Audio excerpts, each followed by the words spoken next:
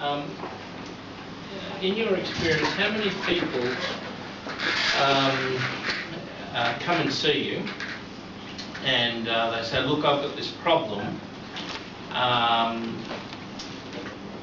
In percentage-wise, how many people would be better off not pursuing it because of a mistake through reading their contract? So I guess in terms of looking at the conflict that they have,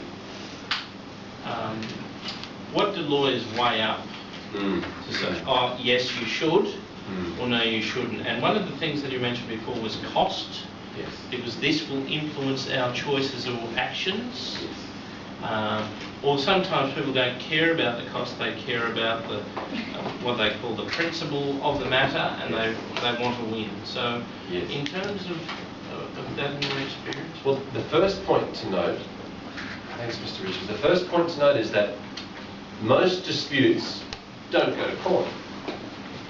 Point number one. Point number two, most disputes that do go to court don't end in court. In other words, most people go to the court very angry, but they soon realise that it's not worth fighting in court. It's going to take too long, it costs too much money. And so most court cases settle. That means the parties reach an agreement, right? They've started the court case, they realise the other side is serious, and they've started to realise the strengths and weaknesses in the case. So in deciding whether or not to start a court case, right, this one over here would have looked at, he would have looked at how much is it going to cost. He'd also look at what is the strength of his side, let's call it. He'd say, what's the strength of his side? Well, maybe the contract he signed wasn't very good. Maybe the contract he signed was fantastic. Maybe it had something in there called a warranty. Who knows what a warranty is? Have you heard of warranty before? Yep. Something that gives you a guarantee that you work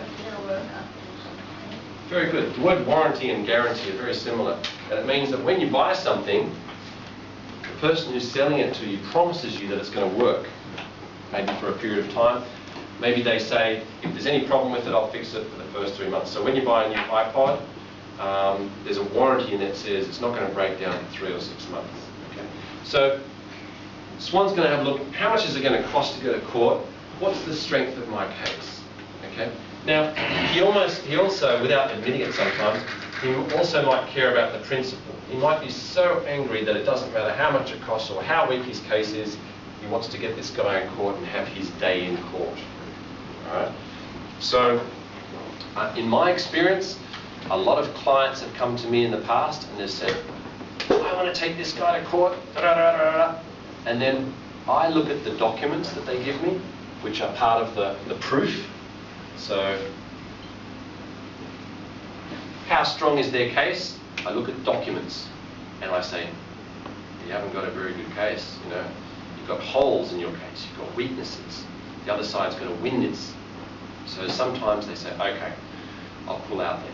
So my job, as I said, is usually to help clients at the beginning of a transaction. I help them draft a contract so that they avoid a dispute in the first place. But sometimes they come to me after usually someone else has drafted the contract and they say, can you help me out of this mess that I'm now in? And going to court might be one of the ways that we try and solve that for them. But it really depends on the strength of their case and how much money they've got. Because it's expensive to go to court, anywhere in the world.